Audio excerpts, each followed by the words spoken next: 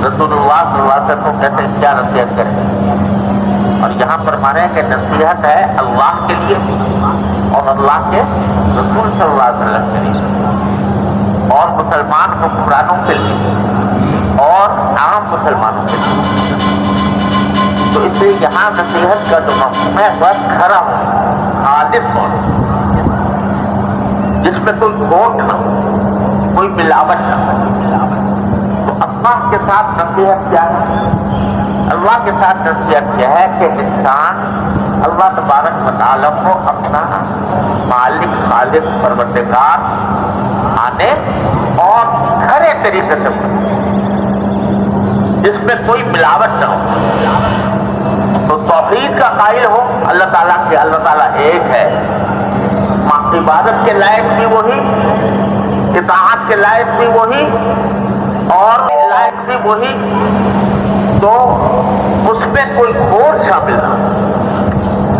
تو جب بندہ اس بات کا اقرار کر لیتا ہے لا الہ الا اللہ کہہ کر کہ اللہ کے سوا کوئی معبود نہیں ہے، تو ساتھ ساتھ اس میں ایک معاہدہ شامل ہوتا ہے، وعدہ شامل ہوتا ہے کہ کیونکہ اللہ کے سوا کوئی معبود نہیں، لہذا میں اللہ ہی کی بات مانوں گا. اللہ کی بات کے خلاف اگر کوئی کچھ کہے گا تو میں اس کو نہیں مانوں گا، صرف اللہ کی بات مانوں گا اور اللہ ہی کا حکم پر چلوں گا. اللہ تعالیٰ نے جس کام کا حکم دیا ہے وہ کروں گا اور جس کام سے روکا ہے اس سے رک جاؤں گا. یہ ہے نصیحت اللہ کے لیے. اللہ کے لیے خالص ہو جاؤ، اللہ کے لیے کھڑے ہو جاؤ. اور ایسا نہ ہو کہ زبان سے تو تم یہ کہہ رہے ہو کہ میرا اللہ ہے، میرا خالق ہے، میرا پروردگار ہے، لیکن تمہارا ساری زندگی، تمہارا سارا عمل اس کی مرضی کے خلاف. تو یہ کھرا پن نہ ہوا اللہ تعالیٰ کے ساتھ، اللہ کے ساتھ نصیحت نہ ہوا، اللہ تعالیٰ کے ساتھ خلوص نہ ہوا. اخلاص اسی وقت ہوگا جب اللہ کو اپنا خالق اور مالک مانا ہے تو پھر اپنی زندگی بھی اس کی مرضی کے مطابق.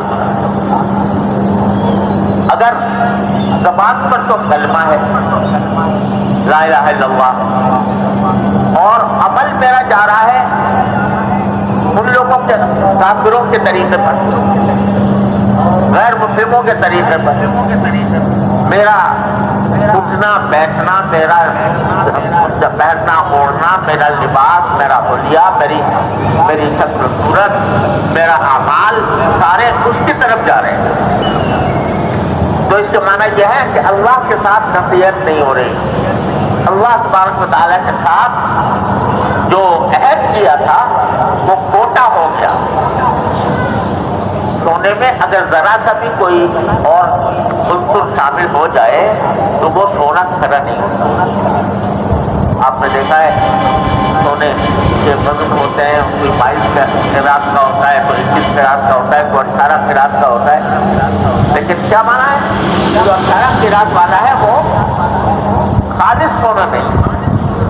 اسی طرح توحید بھی خالص اس وقت ہوگی جبکہ اللہ تبارک و تعالیٰ کے تمام احکام کو انسان دل و جان سے نہ صرف تسلیم کرے بلکہ اپنی عملی زندگی میں اس کو شامل کرے.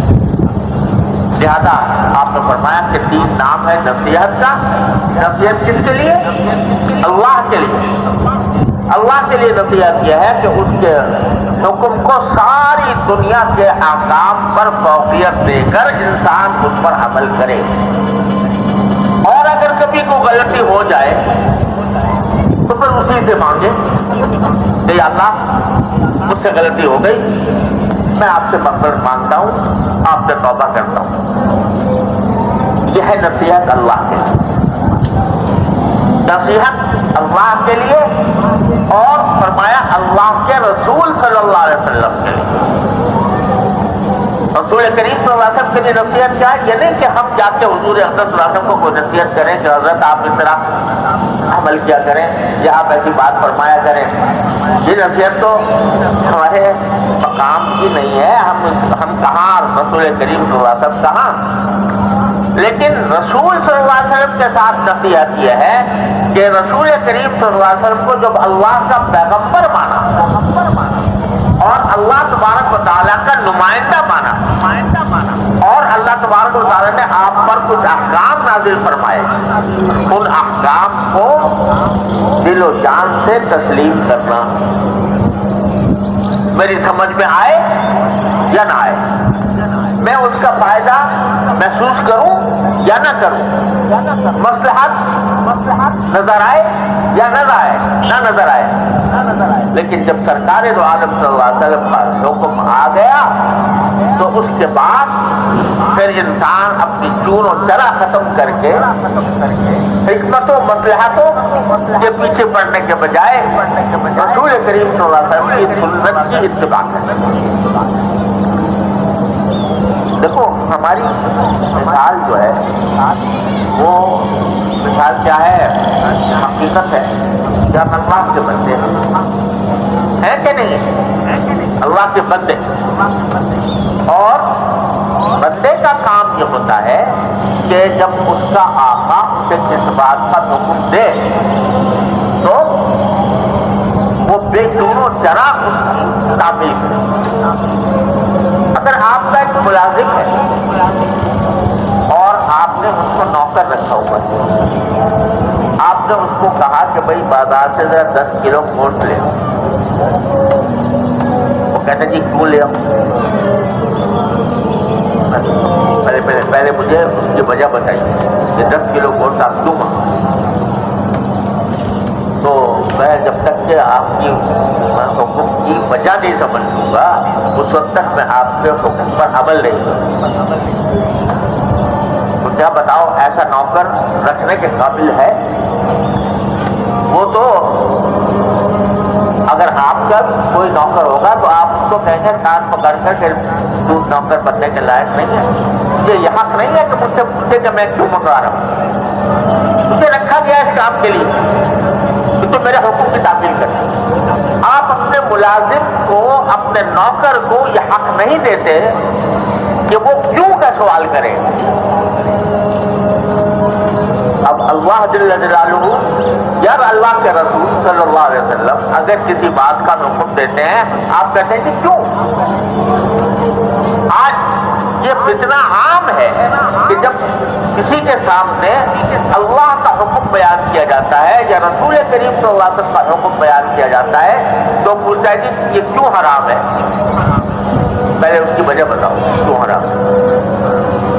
یہ اپنے ملازم کے ساتھ تو تمہیں گوارا نہیں کہ تمہارا ملازم تم سے کیوں کا سوال کرے, لیکن اللہ تعالی کے ساتھ تمہارا یہ معاملہ ہے کہ جی سود حرام ہے. بھائی کیوں حرام ہے, کیا خرابی ہے اور فلاں کام حرام ہے, شراب حرام ہے, خنزیر حرام ہے, کیوں حرام ہے. اور بعض لوگ یہ بھی کہتے ہیں کہ بھائی حضور اقدس صلی اللہ علیہ وسلم کے زمانے میں جو خنزیر ہوتے تھے وہ بہت گندے ہوا کرتے تھے اور وہ نجاست کھایا کرتے تھے تو اللہ نے ان کو حرام کر دیا. ہمارے تو جو خنزیر ہیں وہ بڑے ہائیجینک اور بڑی صحت افزا فارموں میں ان کی تربیت ہوتی ہے تو ان کو تو حرام کرنا. تو یہاں کیوں کا سوال جو ہے یہ اللہ کے ساتھ آتا ہے, اللہ کے رسول صلی اللہ علیہ وسلم کے ساتھ آتا ہے. تم اپنے ملازم کے ساتھ گوارا نہیں کرتے, اپنے نوکر کے ساتھ گوارا نہیں کرتے. حالانکہ نوکر بھی انسان ہے, نوکر بھی وہ تمہارا بھائی ہے رسول کریم صلی اللہ علیہ وسلم کے ساتھ کے مطابق, اور تمہیں اس پر صرف اتنی موقع حاصل ہے کہ تم نے اس کو ملازم رکھا ہے تنخواہ کے اوپر. آگے وہ بھی آزاد, تم بھی آزاد, لیکن جو بندہ ہے جو غلام ہے اس کو کیوں کہنے کا کوئی حق حاصل نہیں. تو رسول کریم صلی اللہ علیہ وسلم کی سنت کی اتباع, آپ کے ارشادات اور کی پیروی اور آپ جیسا بننے کی کوشش کیونکہ اللہ تبارک و تعالیٰ نے فرمایا لقد کان لکم فی رسول اللہ اسوۃ حسنہ، ہم نے اللہ کے رسول صلی اللہ علیہ وسلم کو اس لیے بھیجا تاکہ وہ تمہارے لیے ایک بہترین نمونہ بن کر آئیں۔ نمونہ کی کیا مطلب ہوتا ہے؟ نمونے کا مطلب یہ ہے کہ اب اسی چیز کی اسی کی جیسی بنائی جائے۔ تو جب رسول کریم صلی اللہ علیہ وسلم کو نمونہ بنا کر بھیجا تو ہمارا کام یہ ہے کہ ہم اس نمونے کی پیروی کریں، ظاہر میں بھی باطن میں بھی، ہر اعتبار سے سرکار دو عالم صلی اللہ علیہ وسلم کی سنت کی اتباع کریں۔ اب ہمارے ہاں الحمدللہ یہ اللہ تعالیٰ کا فضل و کرم ہے، کوئی مومن ایسا نہیں ہے جس کے دل میں نبی کریم سرور دو عالم صلی اللہ علیہ وسلم کی محبت جاگزی نہ۔ الحمدللہ کوئی کہہ سکے آپ مسلمان، چاہے نماز پڑھتا بھی ہو نہ پڑھتا ہو، لیکن اللہ تعالیٰ رسول کریم صلی اللہ علیہ وسلم کی محبت الحمدللہ ہر مسلمان کے دل میں رچی بسی۔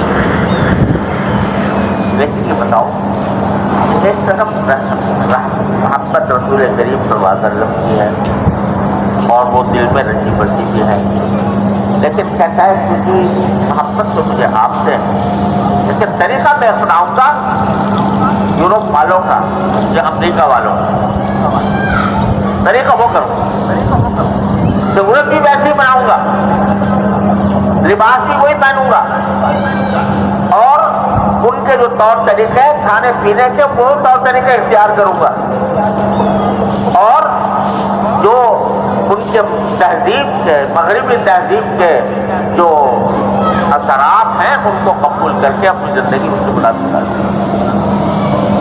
تو بتاؤ یہ محبت کا دعویٰ سچا ہوا، محبت کا دعویٰ کھرا ہوا یا کھوٹا ہوا؟ کھوٹا دعویٰ ہے، اس لیے کہ زبان سے بے شک کہہ رہے ہو اور محبت کا مظاہرہ بھی الحمدللہ مسلمان ایسا کہ اگر خدا نہ کرے کہیں سرکار دو عالم صلی اللہ علیہ وسلم کے ساتھ میں کوئی گستاخی کر رہا ہو تو کیسے گیا مسلمان کی اپنی جان دے دے گا مگر اس کو گوارا نہیں کرے گا۔ الحمدللہ یہ اللہ تعالیٰ کی نعمت ہے، لیکن بھائی اس محبت کا تقاضا ہونا یہ چاہیے کہ محبوب جیسے بنو۔ محبوب آدمی کی خواہش ہوتی ہے کہ میں اپنے محبوب کی کا نمونہ بن جاؤں، میں ایسا بن جاؤں جیسا میرا محبوب ہے۔ لیکن اگر ہم محبت کے دعوے تو کرتے ہیں لیکن بنتے نہیں اس جیسے،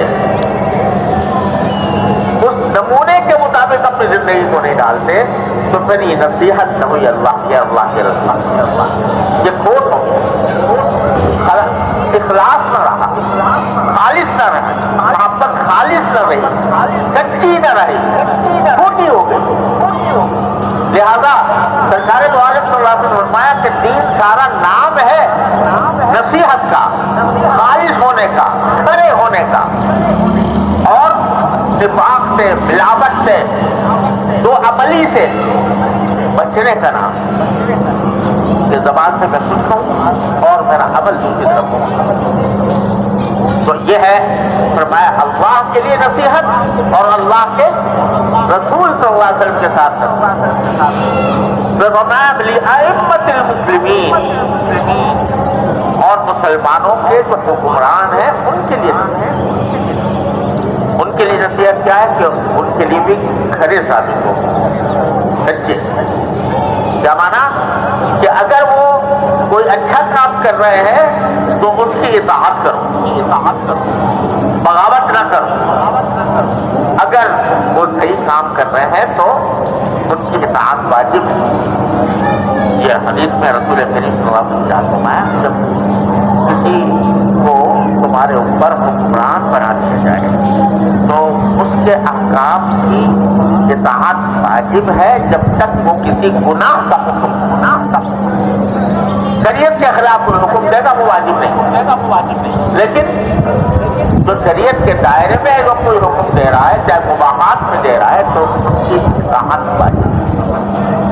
لیکن یہ کہ اگر وہ کوئی غلط کام کر رہا ہے تو پھر اس کے لیے سچائی یہ نہیں ہے کہ اس کی مشابہت کرو اور اس کے غلط کام کو بھی اچھا کہو، بلکہ اس کی خیرخواہی یہ ہے اور اس کی نصیحت یہ ہے کہ اس کی غلطی پر متنبہ کرنا. یہ بھی تمہارے فرائض جس حد تک بھی تم کر سکتے ہو اس کی غلطی پر متنبہ کرنا تمہارے فرائض بنا. بغاوت نہیں، بغاوت کو نبی کریم صلی اللہ علیہ وسلم جائز کرا دیں، کیسے برے حکمران آ جائیں، لیکن جب تک وہ مومن ہے، مسلمان ہے، اس وقت تک بغاوت ان کے خلاف حرام. لیکن ان کے لیے ان کو صحیح بات پہنچانا ان تک اور صحیح بات پر اس کو آمادہ کرنا، یہ بھی نصیحت دین کے نصیحت والے کام میں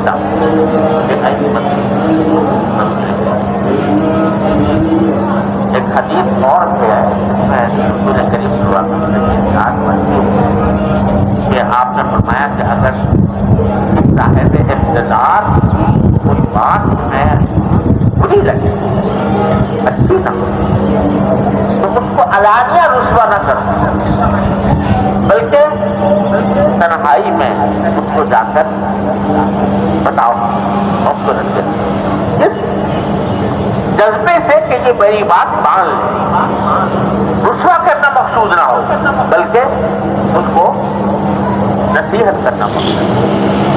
یہ ہر مسلمان کے لیے اپنی استطاعت کے حد تک ضرور، جس کی جہاں تک پہنچ ہے وہ اس پہنچ کے مطابق حق بات کرنے کی غلط. تو اس لیے یہ نصیحت لائمۃ المسلمین جو فرمایا گیا ہے اس میں آج کل انتخابات کا موسم ہے، ابھی تک موسم کی پوری خبریں بھی نہیں آئیں کہ کیا ہوا، کیا نہیں ہوا، کیا نتیجہ نکلا، کون جیتا کون ہارا، ابھی تک فیلحال مطلب میرے علم میں نہیں ہے. لیکن بات یہ ہے کہ یہ جو موجودہ نظام ہے، اس نظام کے تحت یہ انتخابات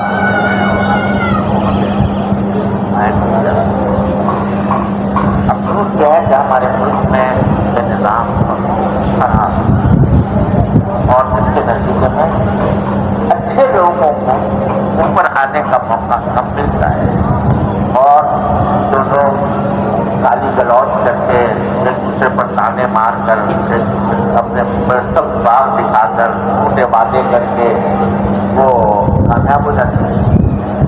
لیکن جب ہو گئے کامیاب اور کوئی حکومت بن گئی تو رسول کریم صلی اللہ علیہ وسلم کا ارشاد یہ ہے کہ نصیحت سے کام.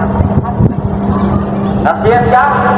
یہ خالص بنو. خالص کیا؟ اچھے کو اچھا کہو، برا کو برا کہو. اچھائی کی تعریف کرو، برائی کی مذمت کرو. ہمارے ہاں رواج جو پڑ گیا ہے کہ اگر ہمارا کوئی پسندیدہ حکمران ہے تو اس کی ہر برائی اچھی ہے، بالکل. اب اس کو بالکل پاک مقدس اور فرشتہ ثابت کرنے کی کوشش کی جاتی ہے اور اس کی اندھی تقریر کی جاتی ہے کہ چاہے وہ کچھ بھی برا سے برا کام کر دیں، لیکن کیونکہ میں نے پسند کر لیا اس کو، لہذا اب اس کے سارے گناہ معاف ہیں، اس کی ساری برائیاں ختم ہیں. اور اگر کوئی میرا مخالف ہے، میرے پسند کا نہیں ہے، تو پھر اس میں کوئی اچھائی نہیں، پھر وہ برائی برا ہے. اس کی کوئی اچھائی بھی قابل تعریف نہیں، اس اچھائی کو بھی میں اچھائی نہیں کہوں گا، اس کو بھی کوئی ایسی تعبیر کروں گا کہ وہ برائی بن جائے. یہ مزاج بنا دیا ہے ہماری قوم کا اس انتخابی سیاست، اور اس کا نتیجہ یہ ہے کہ جو نصیحت بیان فرمائی تھی سرکار دو عالم صلی اللہ علیہ وسلم نے، اس کے بالکل برخلاف الٹے ہم لوگ چل رہے ہیں. کسی کے معتقد ہو گئے تو بس وہ فرشتہ ہو گیا. اب اس کے ہر کام درست ہے اور اس کی ہر ادا محبوب ہے. غلط کرے یا صحیح کرے، غلط کرے گا تو اس کی تعبیر موجود ہے، کوئی نہ کوئی کسی نہ کسی طرح اس کو اچھا سہارا دے جائے. اور جس کی مخالفت ہو گئی تو وہ بدترین ہے، اس کے اوپر گالیاں بھی دینا جائز، اس پر بہتان لگانا بھی جائز، اس کے اوپر ڈالنا بھی جائز، سب چیزیں جائز ہیں۔ یہ مزاج بن رہا ہے ہماری قوم کا، بڑے افسوس کی بات ہے۔ ارے بھائی قرآن یہ کہہ رہا ہے کہ قولوا قولا سدیدا، سیدھی بات کہا کرو، تعبیر نہیں، ایک پیج نہیں، اچھے کو اچھا کہو، برے کو برا کہو۔ وقولوا للناس حسنا، لوگوں کے ساتھ بات کرو تو اچھائی کے ساتھ کرو۔ اور یہ جو طعن و تشنیع ہے، استہزاء ہے، مذاق اڑانا ہے، ایک دوسرے کو گالم گلوچ کرنا ہے، ایک دوسرے کی رسوائی کرنی ہے، اس کا کوئی اسلام سے تعلق نہیں، کوئی دین سے تعلق نہیں۔ دین رسول کریم صلی اللہ علیہ وسلم نے فرمایا دین نام ہے نصیحت کا۔ نصیحت کا معنی کھڑا ہونا، خالص ہونا۔ خالص ہونے کا معنی یہ ہے اچھے کو اچھا کہو، برے کو برا کہو۔ کسی کی اچھائی ہے تعریف کرو اور اس کے ساتھ دو۔ تعاونوا علی البر والتقوی، کوئی اگر نیکی کا تقوی کا کام کر رہا ہے اس کی اعانت کرو۔ ولا تعاونوا علی الاثم والعدوان، کوئی گناہ کا کام کر رہا ہے، ظلم کا کام کر رہا ہے، اس میں تعاون نہ کرو، قرآن یہ کہتا ہے۔ لیکن یہ ہو جانا کہ ہم تو بھائی بڑا پارٹی کے ہوتے ہیں اور بڑا پارٹی ہماری محبوب ہے، چاہے کچھ بھی وہ کرے گی، ہمیں اس کا ہر حالت میں ساتھ دینا، ہر حالت میں اس کو اچھا کہنا، ہر حالت میں اس کی برائیوں سے پردہ کرنا، برائیوں کو جلدی کرنی۔ اور وہ پارٹی اگر مقبول ہے تو بس کر وہ تو شیطان ہو گئی، وہ تو قبائل کا مجموعہ ہو گئی، اس کے اندر کوئی اچھائی ہی نہیں ہے۔ خدا کے لیے یہ ذہنیت مسلمانوں کے اندر سے ختم، یہ ذہنیت ختم کی جائے۔ رسول کریم صلی اللہ علیہ وسلم کے ارشاد کے مطابق نصیحت ائمۃ المسلمین اور بعامتہم، اور فرمایا کہ مسلمانوں کے عوام کے ساتھ بھی سچائی۔ کیا مانا کہ عوام کو بھی بہکاؤ نہیں، عوام کو بھی وہ بات کہو جو حق ہے، اور عوام کے ساتھ بھلائی کا معاملہ کرو، عوام کی خیرخواہی کرو۔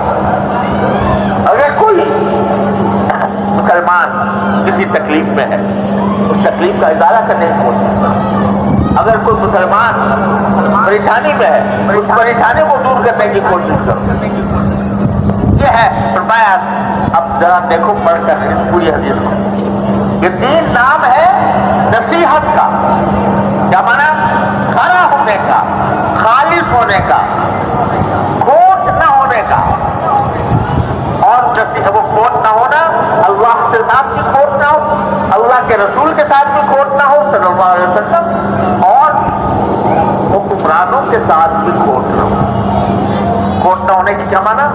کہ بات سچی کرو اور سچی بات پہنچاؤ، اچھائی کو اچھائی سمجھو، برائی کو برائی سمجھو، اور اس کو اگر برائی ہے تو برائی سے اس کو ہٹانے کی کوشش کرو جس کو تمہارے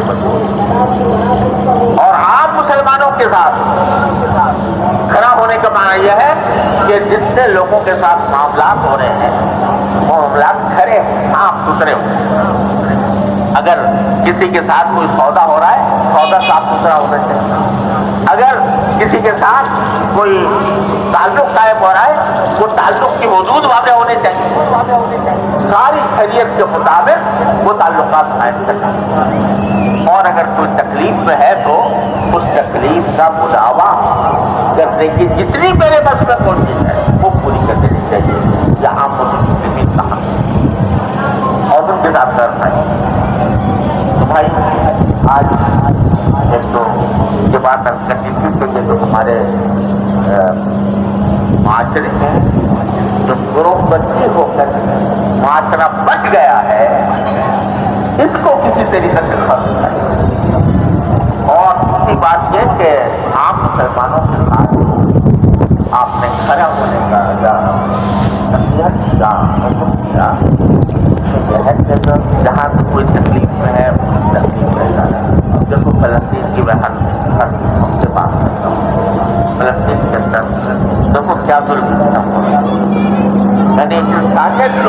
فرمائے ان حرکتوں پر جو ہمارے مسلمانوں کے ساتھ فلسطین میں روا رکھی جائے۔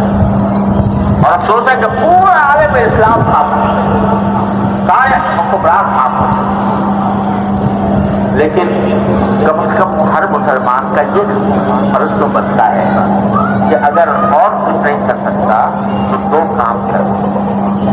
ایک یہ کہ جتنی مالی مدد پہنچا سکتا ہے ان کو، چاہے وہ 10 روپے ہی ہو، کسی کے پاس زیادہ طاقت نہیں ہے، 10 روپے 100 روپے 200 روپے جتنا وہ دے سکتا ہے اس کو ان مظلوموں کے پاس پہنچانے کی کوشش۔